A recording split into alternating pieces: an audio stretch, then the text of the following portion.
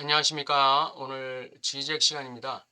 오늘은 그 신의 선사 시대라는 제목으로 어, 지적이 얘기를 하고 있는데 그 신의 선사 시대라는 말은 신화적인 구성물입니다.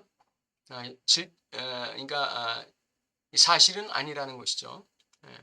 지적이 어떻게 신의 선사 시대를 구성하고 있는지 한번 보겠습니다. 그러면 쉘링 이론을 가지고서 구성하고 있는데 쉘링은 하나님이 아니죠. 그건 신의 선사 시대라는 제목 자체가 성립될 수 없는 것이죠.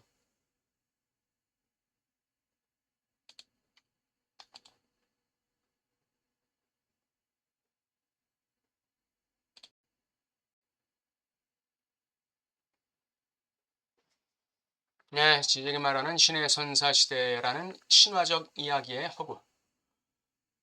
주체의 영원한 성격 안에 기입되어 있고 우연한 상황들로부터 독립적인 것은 태초의 악에 대한 쉘링의 이론은 칸트의 급진화다. 쉘링은 이 비시간적 행위에 의해 선택된 인간적 태초의 악의 가능성을 대타자, 절대자 안에 결여해, 즉 신의 한복판의 균열 안에 세운다.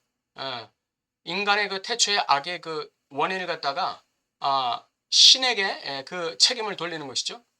즉 로고스 안에 실현된 실존하는 실제적 신과 신 자신 안에서 아직 신이 아닌 것으로서의 그의 맹목적 충동으로서의 신의 실제, 불투명하고 어둡고 침투 불가능한 기반사의 균일이다. 로고스 말씀 안에 실현된 실제적 신과 그 다음에 아직 신이 아닌 것으로서의 어떤 그 원초적 충동으로서의 신, 요 두 신 사이의 그 균열, 간극, 이것 때문에 인간의 태초의 악이 배태되었다 이렇게 보는 거죠.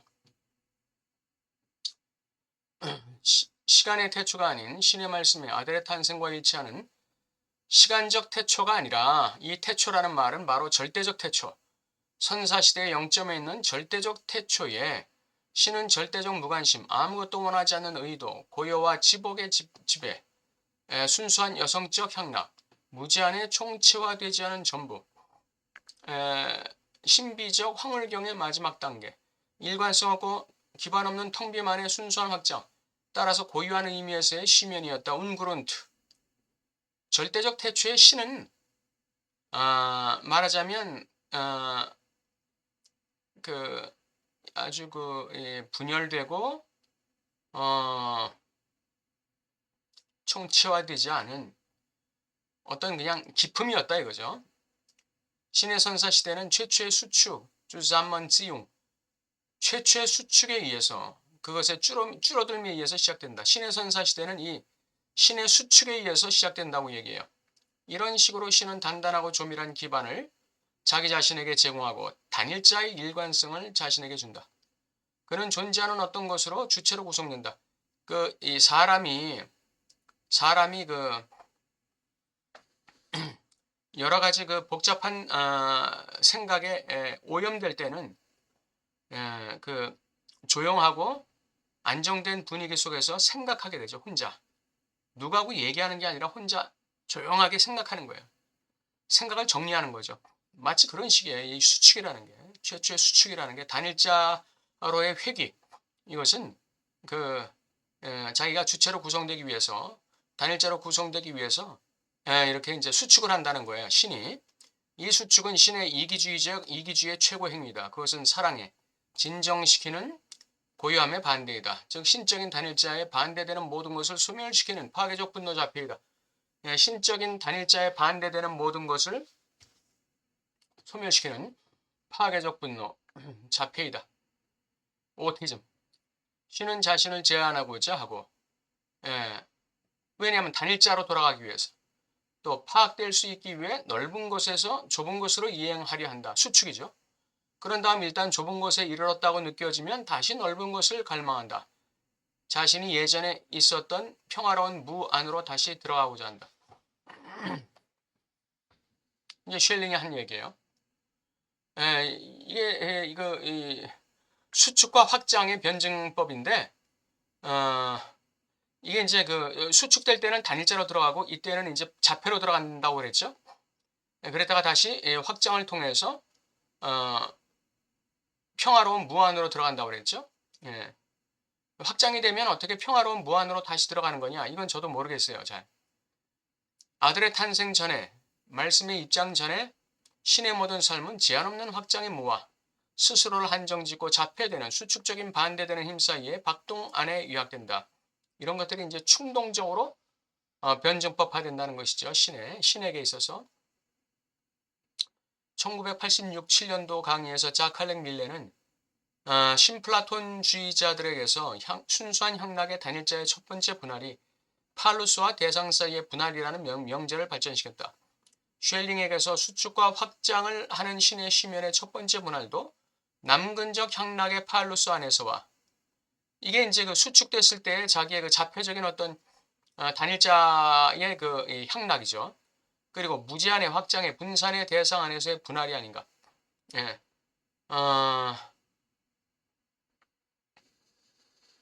신의 순수한 의도는 무거움, 기반, 단단하고 조밀한 일관성을 수축시킨다. 그것은 그것들을 광기처럼 신적인 병처럼 수축시킨다. 예, 광기라는 말이 처음 나오는데 여기서 나오는 그 광기라는 말이 락강용어로 말하면 이게 이제 그 충동이라는 얘기죠. 예. 그러니까 결국 태초의 신이라는 것, 절대적 시간 안에 있었던 태초의 신이라는 것은 자기 수축과 자기 확장의 그 충동 속에 존재했다 이거예요. 자기 수축과 자기 확장의 충동의 변증법 속에 존재하고 있었다. 그 얘기를 이제 여러 가지 이제 다른 말로 자꾸 설명하는 거죠. 이제 이런 와중에 이제 아들이 탄생해. 로고스가 탄생하는 거죠. 아들의 탄생은 이 참을 수 없는 적대 관계가 수축과 확장의 적대 관계가 해결되는 수단인 말의 발견이다. 아들의 탄생은 말의 탄생이다. 바로 말씀의 도래에 의해 시간이 시작된다. 현재와 과거 사이의 분리를 실현한다. 그것은 신의 분노와 광기의 어두운 선사 시대를 신의 충동들의 원시적이고 끔찍한 회오리를 과거 안으로 밀어내는 거예요. 로고스는 아들의 말씀은 여기에서 신의 빛에 동일시된다. 신의 빛은 그것의 발산을 통해 사물들이 존재하게 하고 그것들의 존재를 허용한다. 네. 모든 만물의 존재는 로고스에 의해서 발출되는 것입니다. 태초의 말씀에 의해서 발출되는 거예요. 그건 진리예요. 태초에 계신 말씀이 모든 존재를 허용하고 존재를 창조하는 것이죠. 말씀의 발현은 따라서 원초적 확언에 대립되는 것으로서의 프로이드의 긍정이라는 의미에서 파악되어야 되는 것이다. 원초적 확언이라는 것은 아까 나왔듯이 적대관계를 이해하는 것이죠. 이 태초의 신의 적대관계, 신의 선사시대의 적대관계, 수축과 확장의 적대관계, 변증법적 관계, 그것을 충동적으로 반복하는 것. 그 안에서 신은 빠져나오질 못했어요. 그 선사시대의 그 적대관계 속에 스스로 빠져나오질 못했어요. 근데 아들이 탄생함으로써, 말씀이 발출됨으로써 신은 해방을 얻었다는 것이죠. 그게 베야웅, 긍정이란 말로 파악된다 이거죠. 이 긍정은 상징화에 의해 말씀이 도출되니까 상징화가 이루어지는 것이죠. 상징화에 의해 제외된 불가능한 실제 과거 안에 신적 광기에 참을 수 없는 적대관계를 내던지고 아까 말씀 나왔던 태초의 신의 절대적 시간 속에 존재했던 신의 수축과 광기의 수축과 확장의 충동적 변증법 그 안에 갇혀있는 광기에 참을 수 없는 적대관계 그걸 갖다가 과거로 다 배척시키는 거예요. 락강 자신의 상징화의 운동이 상징계 안에서의 실현의 운동이 항상 그림자들의 비현실적인 것들의 세계에 대한 일정한 거부를 담고 있다고 강조한다.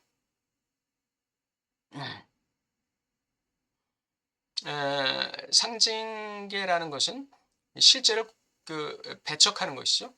상징계는 실제를 담을 수 없기 때문에 배척하는 거예요. 그러니까 여기서 말씀이 나왔다는 것은 바로 신의 자폐적인 적대관계 그것을 배척하면서 신을 해방시키는 거예요. 이게 긍정이에요. 신의 절대적인 충동의 변증법에서 신을 해방시키면서 그 배척하면서 과거로 밀어내면서 신을 해방시키면서 자유를 주는 것. 이게 프로이드적인 의미에서 말씀의 도래가 이루어낸 그 긍정이죠. 해방이에요. 쉘링에 의하면 말씀의 도래는 아들의 탄생은 항상 그것의 이면으로서의 신적 충동들의 최초의 회오리를 과거 안에 거부하고 축출해버린다. 그걸 내포하고 있다.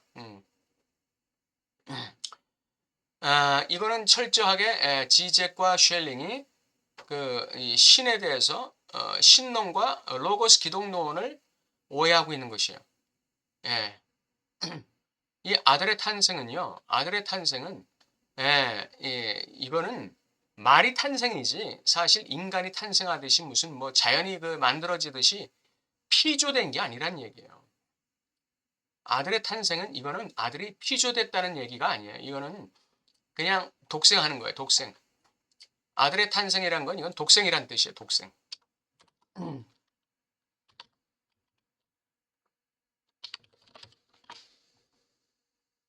그래서 독생자라는 말이 나오는 거예요. 이 아들은 아버지 안에 독생하신 분이지 아버지 안에서 피조됐거나 아버지가 만들어낸 어떤 피조물이 아니에요. 예. 그게 뭐 절대적 시간에 신이 따로 존재하고 그 한참 뒤에 아들이 탄생하고 그런 시간적 개념이 아니라는 거예요. 그냥 절대적인 태초에 아버지와 아들은 같이 있었어요. 같이.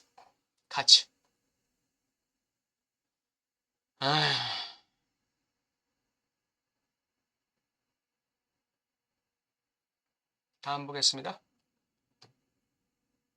우리는 여기서 말씀의 도래가 갖는 평화롭게 하고 해방시키는 측면에 대해 강조해야 한다. 선사시대의 신을 해방시킨다는 거예요. 평화롭게 한다는 거예요. 즉 상징계가 도입됨으로써 말씀 로고스가 도입됨으로써 차이가 기입하는 것은 무한한 고통에 참을 수 없는 적대관계의 경감 해방이다. 왜냐하면 실제가 상징화되기 때문에 그렇죠. 아들의 탄생 전에 신의 삶은 광기에까지 가는 긴장이다. 선사시대의 절대적 태초의 아버지로서의 신의 삶은 광기의 삶이에요. 광기. 충동의 변증법의 삶이에요. 광기의 삶이에요.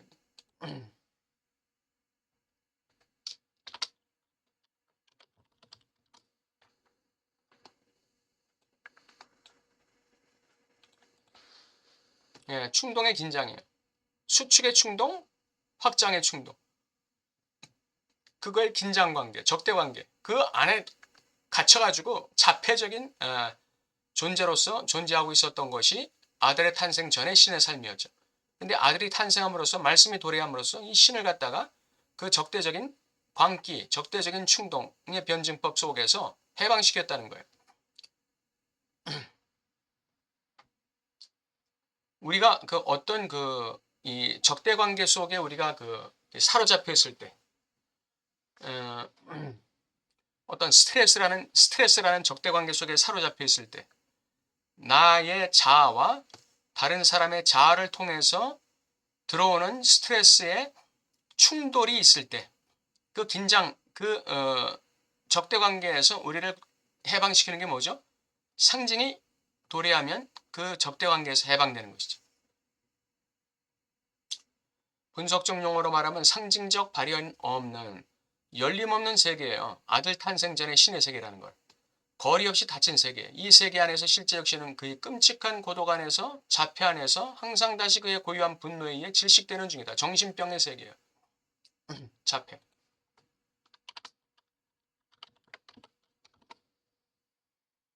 예. 스스로 고립되어 있는 것이죠. 이 수준에서는 엄밀히 차이는 없다. 단지 아무것도 없음과 단일자 사이에 확장과 수축 사이에 충동적 진동, 박동만이 있을 뿐이다. 충동의 변증법, 적대관계. 쉘링은 여기서 단일자, 전부로서의 신에 대한 범신론적인 표현에 특수한 기교를 가한다. 즉 단일자는 바로 세상의 창조 전 신적 향락의 자폐증, 끔찍한 고독이다. 이기주의자로서의 신.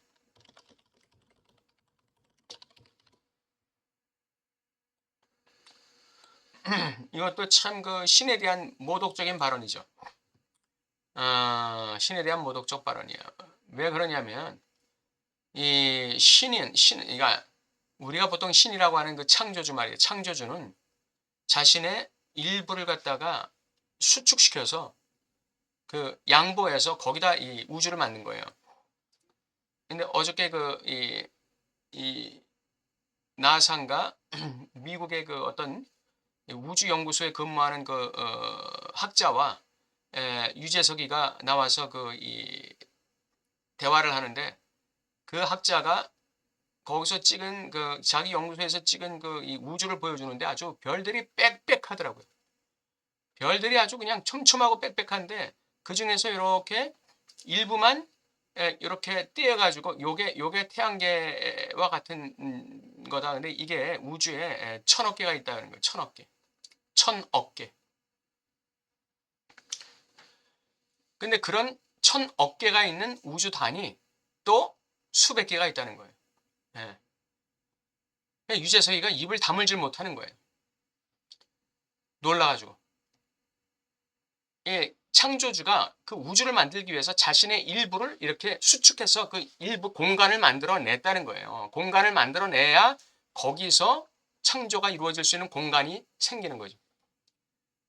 창조주는 그런 분이에요. 그러니까 자폐증적인 끔찍한 고독 이기주의자로서의 신하고는 관계가 없는 거죠. 왜 제가 이 말씀을 드렸냐면 바로 이 단일자를 갖다가 이 세상 창조전의 신 또는 여기 아들의 탄생전의 신을 갖다가 자폐적인 존재로 보고 있는 가정하는 그 쉘링과 지지에게 이론이 얼마나 터무니없다는 것을 얘기하는 것이죠. 아들 탄생 전의 신은 어떤 입구도 출구도 없는 진동 안에 사로잡혀 있는 조울증 환자다. 그는 분산되는 텅 빈 도약에 아무것도 없음과 우주의 붕괴, 세상의 종말이라는 잘 알려진 감정에 관계된 파괴적 분노 사이를 오간다. 그리고 아들의 탄생, 말씀에 발휘한 세상의 창조는 여기서 치료적 가치를 소유한다. 신은 자신의 충동적 에너지를 우리가 창조적 목표라고 부르는 것을 향해 유도하면서 밖으로 우회시키면서 갈등을 외재화시킴으로써 자신의 내적인 적대관계, 긴장, 차단을 통제한다. 그러니까 이제 그 말씀이 들어오니까 아들이 탄생하니까 이런 치료적인 역사가 일어났다는 거예요. 그래가지고 신이 해방된 거예요.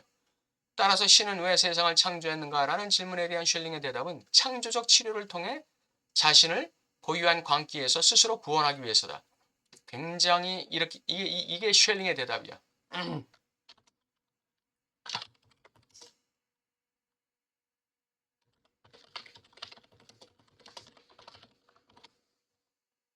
아주 신을 갖다가 굉장히 이기주의자라고 보고 있어.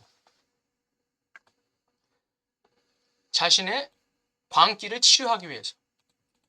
자신의 충동적인 그런 이 적대 관계의 변증법 속에 갇혀 있는 자기 자신을 해방하기 위해서. 아들과 말씀을 통해 창조적 치료를 했다. 창조적 작업을 일으켰다. 이렇게 보는 것이죠. 따라서 신의 삶에서 명목과 관계의 순간을 인정해야 한다. 이 순간은 신이 단일자의 한 주체의 일관성을 취하기 위해서 그가 무제한적인 확장의 무한에서 길을 잃지 않기 위해서 절대로 필요한 것이다. 길을 잃지 않기 위해서 다시 뭐로 들어오는 거죠? 단일자로 들어오는 거죠. 수축으로. 어떤 점에서 광기는 신의 삶의 내재적인가? 광기가 신의 삶의 내재적이었다는 거예요. 어떤 점에서 그런가? 신의 역사의 과정은 감히 말하자면 신 자신이 자신의 위기와 위험을 감수하면서 참여하게 된 과정이라는 점에서 따라서 보다 현대적인 방식으로 표현하자면 신이 메타원화의 위치를 차지하지 않는다는 점에서 그렇다.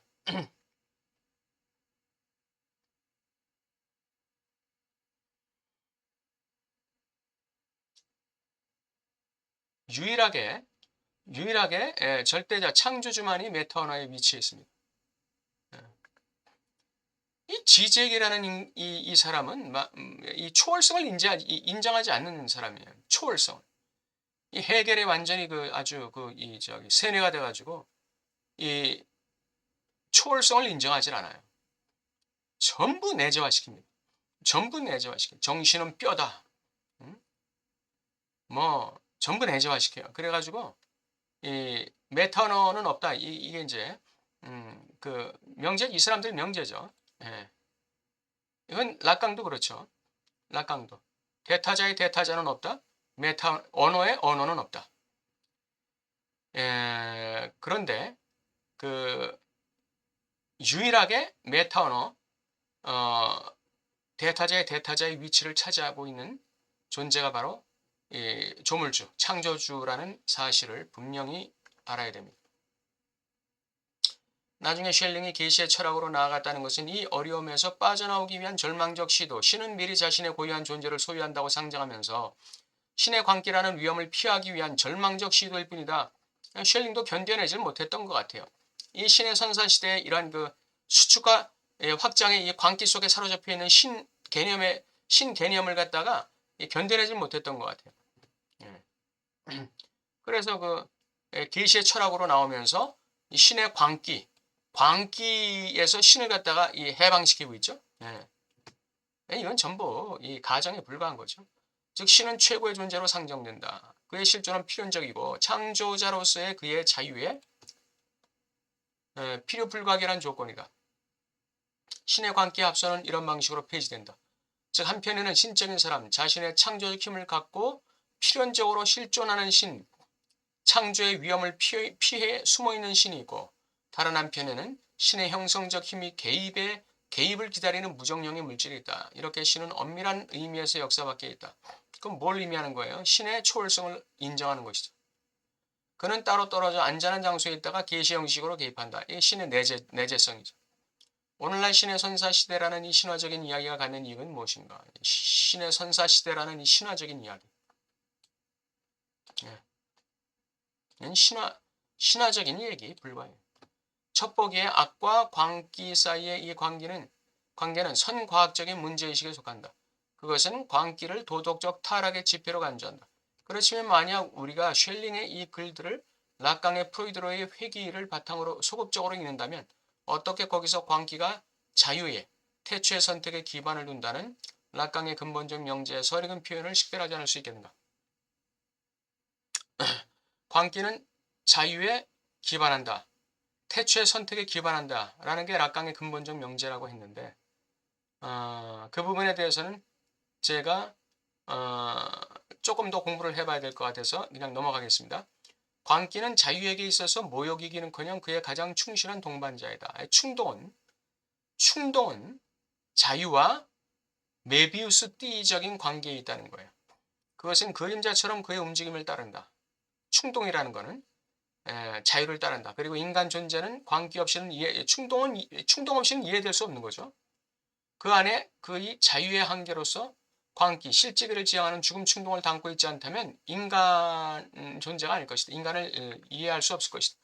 다시 말해 쉘링은 융의 모든 반계몽적 독해 너머에서 락강의 윤리 없는 임상의 걸음이라는 이 락강의 이 기표는 실제계로의 그 죽음 충동을 얘기하죠.